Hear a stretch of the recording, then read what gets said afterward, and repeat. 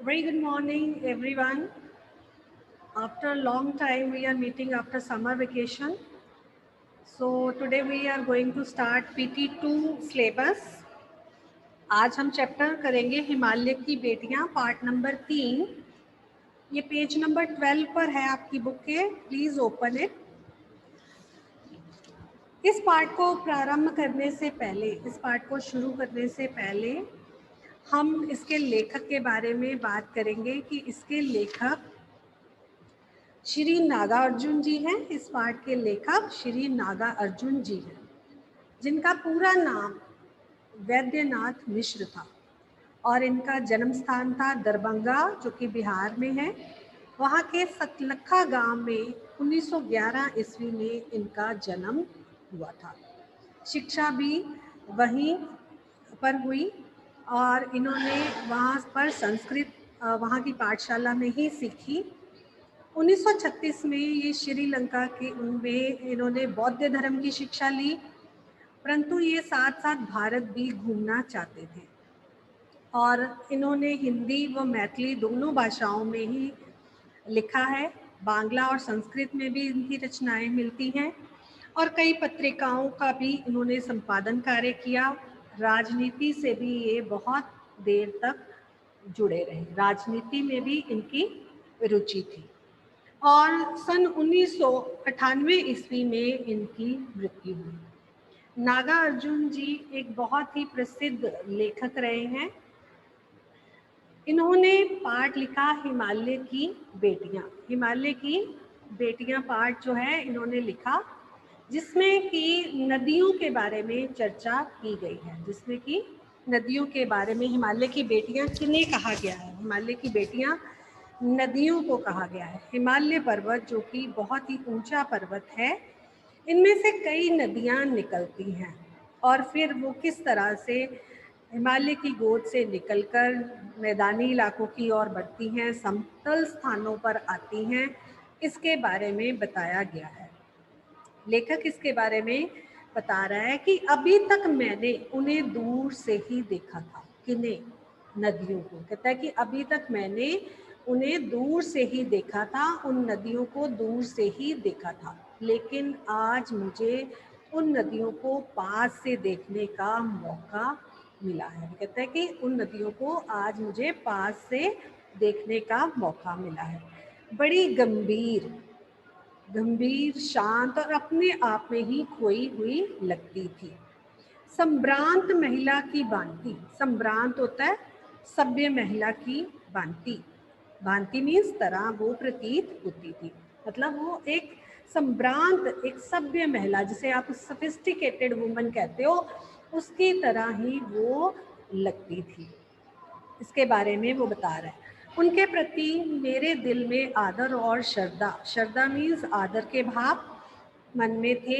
माँ और दादी और मौसी और मामी की गोद की तरह उनकी धारा में डुबकियां लगाया करता था। जैसे कि एक बच्चे को अपनी माँ, दादी और मौसी या मामी की गोद में बैठना अच्छा लगता है, वह वहाँ पर शांति का अनुभव करता है, उसे भी उन नदियों में ऐसा ही प्रतीत होता था।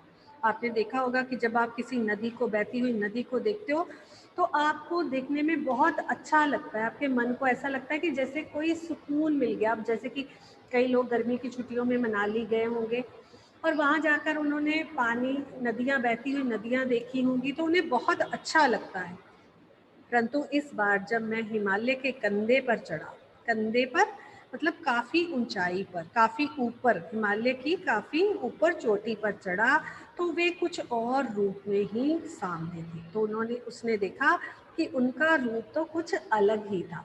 जैसे कि पहले उसने उन नदियों को दूर से देखा था, लेकिन आज उसे पहली बार मौका मिला था उन नदियों को पास से देखने का और उसका रूप, उन नदियों का रूप उसे बिल्कुल अलग सा ही लगा था। मैं हैरान था कि यही दुबली पतली गंगा, गंगा नदी का नाम है, जो लोग हरिद्वार गए होंगे उन्हें पता है, यही यमुना, यही सतलुज समतल मैदानों में उतरकर विशाल कैसे हो जाती है। मतलब जब ये हिमालय की गोद से निकलती हैं तो ये दुबली पतली पतली सी नदियाँ होती हैं, लेकिन जब जैसे ही ये जो है वो समतल इलाकों में आती हैं, मैदानों में आती हैं, तो ये फैल कर बड़ी कैसे हो जाती हैं। इनका उछलना और कूदना, खिलखिलाकर लगातार हंसते जाना, इनकी यही भाव भंगी मीन्स अलग अलग रूप को कहा गया है। यहाँ पर हम बात कर रहे हैं नदियों की। नदियाँ जो हैं जब तक तो वो हिमालय की गोद में होती हैं तो उनका रूप अलग अलग होता है, लेकिन जैसे ही वो हिमालय की गोद से निकलकर मैदानी इलाकों में आती हैं तो उनका रूप बिल्कुल अलग ही दिखाई देने लगता है। और लेखक को आज बिल्कुल बहुत निकट से ही उन्हें देखने का मौका मिला था। विराट का मतलब होता है बहुत अधिक विशाल। और साथ में यहाँ पर हम नदियों की बात कर रहे हैं तो आप नदी के पर्यायवाची शब्द भी लिख सकते हो। हम नदियों की बात कर रहे हैं और सम्रांत महिला की बात कर रही है, जैसे कि एक सोफिस्टिकेटेड वुमेन होती है तो वो ऐसे लगती थी जैसे कि सम्रांत महिला की भांति ही वो दिखाई दे रही थी। तो लेखक नदियों के बारे में हमें बता रहा है कि कैसे वो उछलती थी, कूदती थी, खिलखिलाकर लगातार हंसते जाती थी। और इनकी भावभंगी, इनका उल्लास कहाँ गायब हो जाता है मैदान में जाकर। कहता है पहले जब तक तो वो, जैसे एक बेटी जब तक वो अपने बाप के घर रहती है वह बहुत मतलब खुश रहती है, और जब उसे किसी मजबूरीवश अपने घर को छोड़कर दूसरी जगह जाना पड़ता है तो वह शायद उतनी खुश नहीं रहती। किसी लड़की को जब मैं देखता हूँ, किसी कली पर जब मेरा ध्यान अटक जाता है, तब भी इतना कौतूहल, कौतूहल होता है जिज्ञासा, विस्मय, विस्मय मतलब हैरानी नहीं होती। कहता किसी लड़की को भी मैं जब देखता हूँ या कली को देखता हूँ तो शायद जैसे कि एक सुंदर फूल को देखकर भी कहता है इतनी मुझे हैरानी नहीं होती, मन में इतना जिज्ञासा नहीं होती जितनी कि आज इन बेटियों की बाल लीला को देखकर हुई। बेटियां कौन है? नदियां। कहता है नदियां जो कि अटखेलियां करती हैं, शरारतें करती हैं, जैसे एक छोटा बच्चा अपने बचपन में शरारतें करता है तो उनकी शरारतें देखकर बाकी सब लोग विस्मित होते हैं, हैरान होते हैं। तो कहता है कि आज मुझे भी देखकर इन्हें बहुत हैरानी हुई, क्योंकि मैंने आज से पहले तो इन्हें कभी इतने निकट से देखा ही नहीं था। तो लेखक अपने अनुभव बता रहा है कि आज उसे इनको निकट से देखने का मौका मिला और एक अलग ही रूप इनका मेरे सामने आ गया था। वह बहुत खुश होता है क्योंकि जैसे एक सुंदर कली को देखकर भी शायद उसने आज तक इतना मतलब हैरानी या मन में इतना कौतूहल नहीं मचा था जितना कि आज उसका इन नदियों को देखकर उसके मन में जिज्ञासा की भावना हुई। जिज्ञासा होता है किसी चीज़ को जानने की मन में इच्छा हुई। तो सभी स्टूडेंट से रिक्वेस्ट है कि वो इन टाइम ज्वाइन किया करें, ऐसे लेक्चर बीच में बच्चा बहुत डिस्टर्ब होता है। कहाँ ये भागी जा रही हैं? भागी जा रही हैं मतलब तेज़ी से निकलकर मैदानी इलाकों की ओर आ रही हैं। वह कौन लक्ष्य है? लक्ष्य होता है मंजिल, क्योंकि जब एक व्यक्ति घर से निकलता है तो वह एक मंजिल की ओर जाता है। जैसे कि आपने कहाँ जाना है, अपने बाज़ार जाना है, अपने स्कूल जाना है, या आपने कहीं पिक्चर देखने जाना है, तो आप एक लक्ष्य बना देते हो कि मम्मा मैं यहाँ पर जा रहा हूँ। तो लक्ष्य मतलब मंजिल। जिसने इन्हें बेचैन कर रखा है अपने महान पिता का विराट प्रेम पाकर, विराट प्रेम बहुत अधिक प्यार पाकर भी अगर इनका हृदय अतृप्त ही है। अतृप्त होता है असंतुष्ट, जिसमें कि संतुष्टि की भावना ना हो। कहता कि अपने पिता का प्रेम पाकर ही अगर इनके मन में अगर अतृप्ति की भावना है। Just some students are still joining, right. तो वे कौन होगा जो इनकी प्यास मिटा सकेगा? मतलब कि अगर अपने पिता जो है वो अपने बच्चों को इतना प्यार देता है, अगर तब भी इनके मन में संतुष्टि की भावना है, तो कौन है जो इनकी प्यास मिटा सकेगा? मतलब कहाँ से इन्हें प्यार मिलेगा? बर्फ जली नंगी पहाड़ियाँ, छोटे छोटे पौधों भरी घाटियाँ, बंदुर अधिपत्यकाएँ। अधिपत्यकाएँ मतलब जो पहाड़ियों के बीच में घाटियाँ होती हैं, पहाड़ियाँ भी कह सकते हैं, सरसब्ज हरी भरी उपत्यकाएं, उपत्यकाएं घाटियों को ही कहा जाता है। आपने देखा होगा, जैसे कि पिक्चर में भी आपके बुक में दिखाया गया है, तो घाटियों, बड़ी बड़ी पहाड़ियाँ और घाटियाँ आपने देखी होंगी। ऐसा है इनका लीला निकेतन। निकेतन किसे कहते हैं? घर को। आप यहाँ पर पर्यायवाची भी कर सकते हैं। निकेतन किसे कहा जाता है? घर को कहा जाता है। तो निकेतन इनका है लीला निकेतन, मतलब जहाँ पर ये शरारतें करती हैं, अटकलें करती हैं और बहुत सारी अटखेलियाँ करती हैं, वो ऐसा है इनका घर। खेलते खेलते जब ये जरा दूर निकल जाती हैं तो बीती बात याद करने का मौका मिल जाता होगा। मतलब जब घर से इंसान दूर आ जाता है तो उसके मन में अपने वहाँ घर पर बिताई हुई बातें जो हैं वो बार बार भाव आते हैं, उन्हें याद करता है और खुश होता है। कौन जाने बुड्ढा हिमालय, हिमालय पर्वत की बात कर रही है, जो कि अब बहुत लंबे समय से है, तो वो उसे बुड्ढा कह दिया गया है यहाँ पर। अपनी इन नटखट बेटियों के लिए कितना सर धुनता होगा। सिर धुनना एक मुहावरा है, मतलब पछतावा करता होगा, मतलब अपने बेटियों की चिंता में वो पछताता होगा। बड़ी बड़ी चोटियों से जाकर पूछिए तो उत्तर में विराट, विराट होता है विशाल, मौन के सिवाय उनके पास और रखा ही क्या है। मतलब चुपचाप हर बात सहन करने के अलावा उनके पास कोई और चारा नहीं है। सिंधु और ब्रह्मपुत्र, ये दो बड़ी नदियों की बात कर रहे हैं यहाँ पर। ये ऐसे दो नाम है, सिंधु और ब्रह्मपुत्र, दो बड़े नदों को कहा गया है, दो बड़ी नदियों को कहा गया है, जिनके सुनते ही रावी, सतलुज, ब्यास, चनाब, झेलम, काबुल, कुबा भी जिसे कहा जाता है, कपिशा, गंगा, यमुना, सरयू, गंडक, कोसी, ये सब छोटी छोटी नदियों के नाम बताए गए हैं। आपने इसे एसएस में भी पढ़ा होगा। तो ये छोटी छोटी नदियों के नाम है। हिमालय की छोटी बड़ी सभी बेटियां आंखों के सामने नाचने लगती हैं। हिमालय पर्वत से निकलने वाली छोटी छोटी और बड़ी बड़ी नदियां जो हैं, बेटियां किसे कहा जाता है? कहा गया है नदियों को। आंखों के सामने नाचने लगती हैं। वास्तव में सिंधु और ब्रह्मपुत्र स्वयं कुछ नहीं है। कहते हैं वो स्वयं कुछ नहीं है। दयालु हिमालय के पिघले हुए दिल की एक एक बूंद ना जाने कब इकट्ठा होकर इन दो महानदों के रूप में समुद्र की ओर प्रवाहित होती रही है। कहता वो आप तो कुछ नहीं है। हिमालय पर जो सर्दी के दिनों में बर्फ जमती है और जब गर्मी पड़ती है तो वो बर्फ पिघल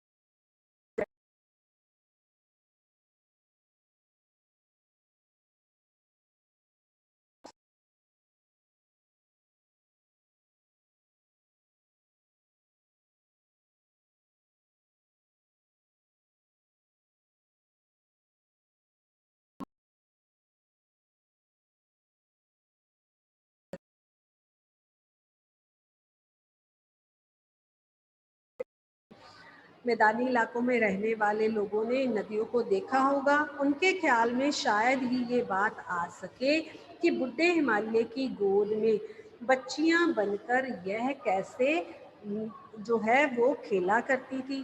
जैसे एक लड़की जो है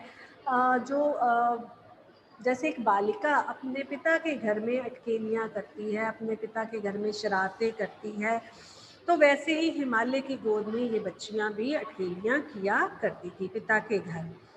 माँ बाप की गोद में नंग दड़ंग होकर खेलने वाली इन बालिकाओं का रूप पहाड़ी आदमियों के लिए आकर्षक भले ही ना हो। अब देखो, जैसे कि हिल स्टेशन पर रहने वाले लोग जो पर्वतीय इलाकों में रहते हैं, वो शायद इनकी ओर ना ताकते हो ना देखते हो, उन्हें उनका रूप आकर्षक नहीं लगता। लेकिन हम जो मैदानी इलाकों में रहने वाले लोग हैं, उन्हें इनका रूप जो है वो बहुत आकर्षक लगता है, बहुत ही अच्छा लगता है, लुभावना लगता है। हम तो गर्मियों की छुट्टियों में अगर हमें हिल स्टेशन पर जाने का मौका मिले तो हम इन नदियों को देखकर बहुत अधिक खुश होते हैं। लेकिन मुझे तो ऐसा लुभावना प्रतीत हुआ, क्योंकि लेखक भी मैदानी इलाकों में रहने वाला था, तो उसे इन नदियों का रूप बहुत ही लुभावना लग रहा था। वह रूप की हिमालय को ससुर और समुद्र को उसका दामाद कहने में कोई झिझक नहीं होती। मतलब हिमालय को ससुर कह दिया गया है और समुद्र को जो है वो दामाद कह दिया गया है, और नदियाँ जो है वो बेटी के रूप में हैं, और समुद्र जो है वो नदियों को मतलब प्राप्त करता है। मतलब वो ऊपर वाली लाइन में कहा गया ना कि बेटियों का हाथ पकड़ने का श्रेय मिला, तो हिमालय को जो है वो ससुर कहा गया है, समुद्र को जो दामाद कहा गया है, और नदियाँ जो हैं, बेटियाँ जो हैं वो नदियाँ हैं। कहने में कुछ झिझक नहीं होती। झिझक मतलब शर्म। और मतलब वो कहता है कि अगर हम हिमालय को कह देते हैं कि वो ससुर है और समुद्र को दामाद कह देते हैं, तो बेटियां जो हैं जब वो दामाद के घर जाती हैं तो मतलब वो एक पिता के लिए भी खुशी की बात होती है। पिता के लिए भी वो एक मतलब उसे अच्छा लगता है कि वो कहीं सुरक्षित स्थान पर उसकी बेटी जो है वो पहुंच चुकी है। Turning to the next page आइए। कालिदास के विरही यक्ष ने अपने मेघदूत से कहा था। मेघदूत जो है वो कालिदास की एक बहुत बड़ी रचना है, जिसमें कुबेर देवता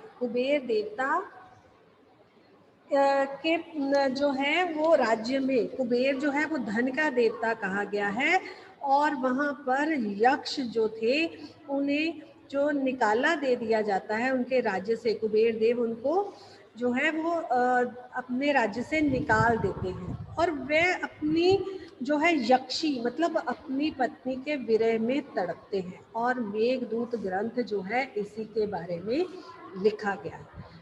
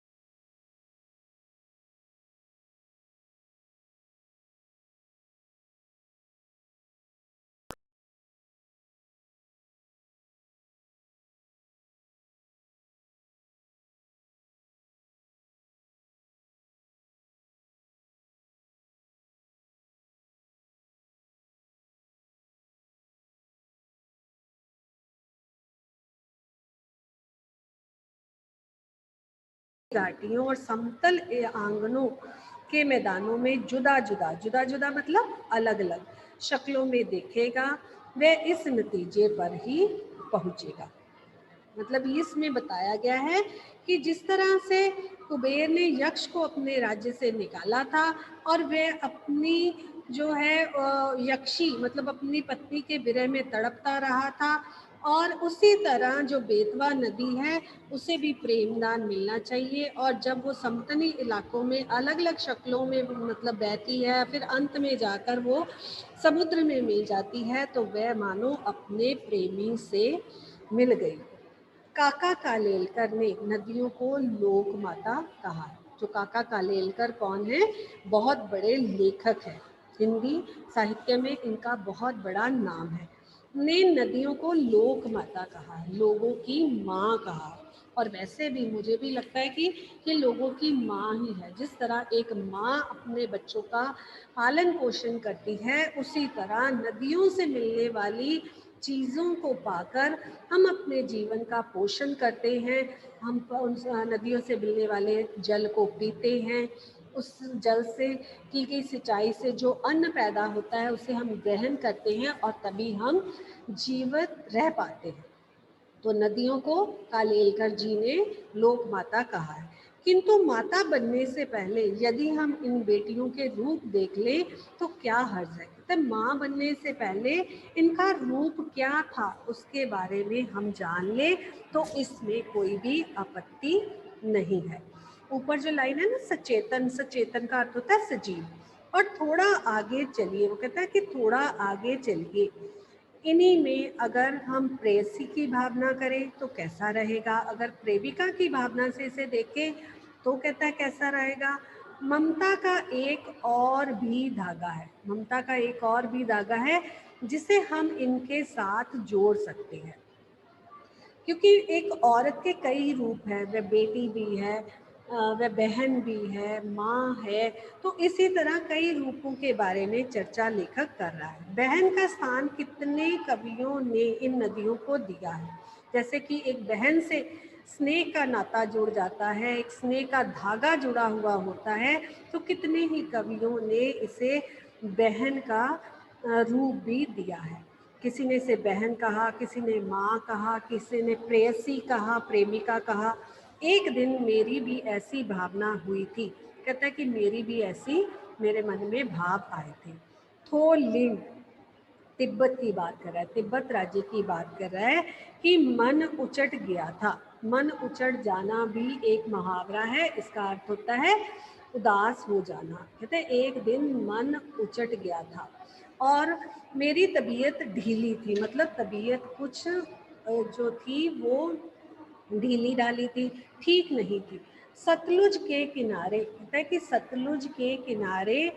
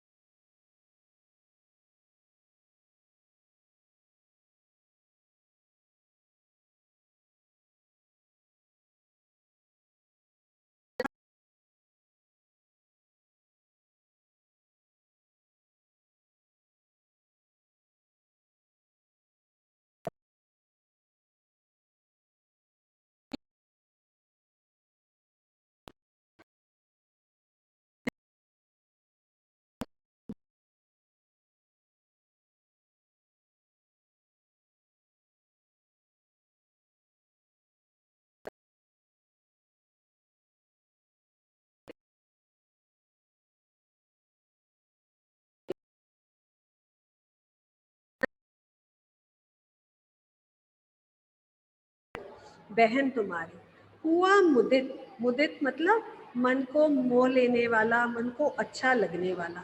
मन हटा खुमारी, कहता है मन जो है वो अब उसे अच्छा लग रहा है, और खुमारी होता है आलस्य की भावना जो मन में थी वो अब मिट गई है। जाऊं मैं तुम पर बलिहारी, मतलब बलाएं लेता है कि मैं तुम पर बलिहारी जाऊं, वारी जाऊं। जब किसी को अच्छा लगता है तो उसके मन में ऐसी भावनाएं आनी शुरू हो जाती है। तुम बेटी ये बाप हिमालय, कहता है कि तुम तो बेटी हो और ये हिमालय जो बहुत ऊंचा बड़ा पर्वत है ये तुम्हारा पिता है। चिंतित पर, जैसे एक पिता को अपनी बेटी की चिंता रहती है, चिंतित पर चुपचाप हिमालय पर वो कुछ नहीं कहता, वो बिल्कुल मौन खड़ा है। हिमालय पर्वत भी की भी वही परिस्थिति है, वह बिल्कुल मौन है, चुप है और एकटक निहार रहा है आकाश को।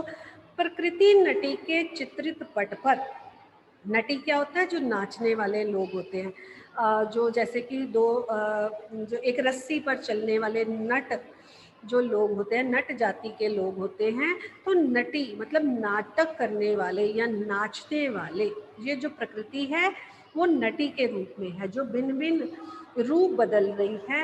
हर पल जो है जिसका रूप बदलता है वो अपने भिन्न भिन्न रूप जो है वो पर्दे पर दिखाती है। आप देखो बरसात का मौसम आ गया है, कभी बादल छा जाएंगे, कभी जो है वो तेज धूप निकलेगी, कभी वर्षा होगी, तो उसी तरह से प्रकृति जो है वो पल पल अपना रूप बदलती है। अनुपम अद्भुत छाप हिमालय। अनुपम, अनोखी, अद्भुत, विचित्र छाप हिमालय। जय हो मतलब हिमालय पर्वत जो है वो अनोखी छाप दूसरों के मन में छोड़ जाता है। जय हो सतलुज बहन तुम्हारी, हे सतलुज बहन, सतलुज नदी है, वह उसकी जय जयकार करता है। तो एक कुछ पंक्तियां वह मन से गुनगुनाता है, मन में उसके उभरने लगती हैं और वह उसे लिखित रूप में कह देता है। तो ऊपर जो जहाँ पर ये बताया गया ना कि मेघदूत यक्ष जो है वो यक्षी से मिलना चाहता था, वह बिछुड़ चुका था और वह किस रूप में अब उससे मिलता है, बादलों के रूप में वो उन्हें संदेशा भेजता है। बादल के रूप में वह उन्हें उसे संदेशा मिलता है कि वह उसके विरह में तड़प रहा है, प्रेम संदेश भेजता है। तो उसी तरह बेतवा नदी को भी प्रेमदान देते जाना। मतलब जो नदियां हैं वो हिमालय की गोद से बहती हैं, लोगों उनके पानी से लोगों को पोषण मिलता है, इनसे हमें बहुत सारे लाभ हैं। तो नदियों से होने वाले 3 या 4 लाभ आज अपने अपनी बुक से ढूंढने हैं, लिखने हैं। अपने आप एक क्वेश्चन भी ऐड कर लो पीछे बैक एक्सरसाइज में कि नदियों से होने वाले कोई 3-4 लाभ लिखें। और इसकी बैक एक्सरसाइज हम नेक्स्ट टाइम डिस्कस करेंगे।